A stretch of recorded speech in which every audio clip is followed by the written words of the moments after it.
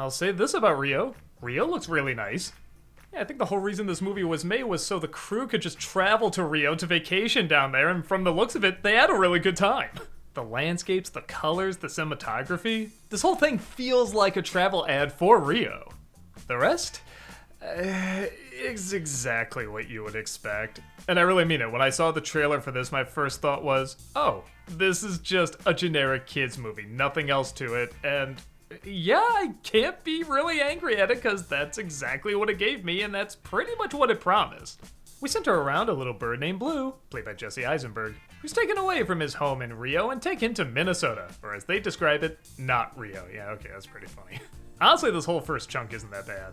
He falls off a truck and is found by a girl named Linda, who ends up raising him almost to an obsessive degree, like she even brings him to prom. Look at the look on the date, that's pretty great.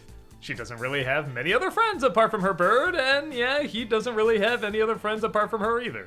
When a bird expert named Tulio discovers him though, he says his species is on the verge of extinction and he needs to be brought to Rio in order to repopulate. Linda hesitantly agrees, and naturally they meet up with all sorts of colorful characters. Jewel, played by Hathaway, who doesn't like being there and takes every opportunity to escape. Rafael and Nico and Pedro, who are all wild and crazy birds that don't always know what they're talking about, but gosh darn it, have a heart of gold. An evil bird named Nigel, who's trying to take all the birds in that place and sell them off to bird smugglers. Is that a thing? I guess it's a thing.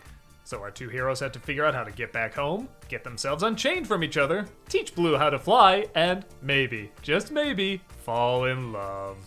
Okay, so if none of that stood out to you in the least, this isn't the film for you. And again, to its credit, I don't think it's meant to be for you. I think it's meant for little kids. The humor in this movie is not awful. I can't think of any jokes where they delivered it and I said, oh my god, that's painful. It's just standard. The story is standard, the characters are standard, the dilemmas are standard. How many other movies have you seen this setup, these characters, even these designs in?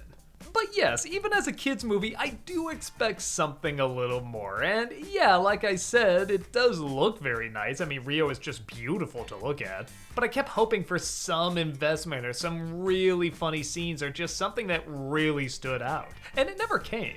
I'm not gonna lie, I just got done seeing this movie and I'm already struggling to remember it. How did this movie get a sequel? How did anyone even remember they just saw it?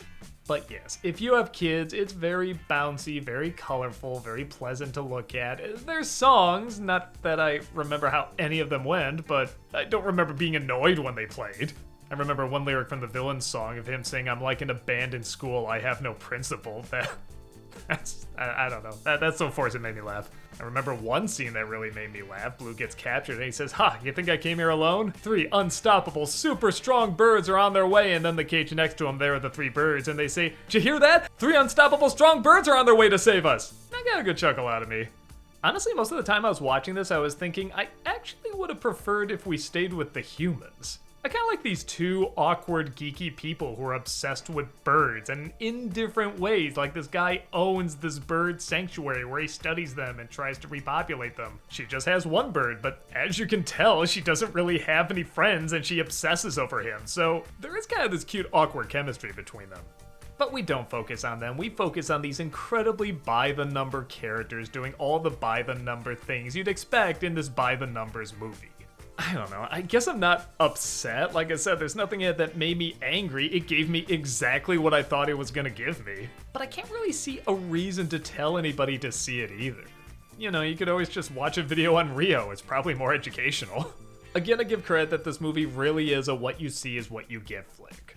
If you think it looks like a cute waste of time, you'll probably see it as a cute waste of time. If nothing grabs you in the trailers, nothing's gonna grab you in the movie either. There's nothing that bad, but there's nothing that great.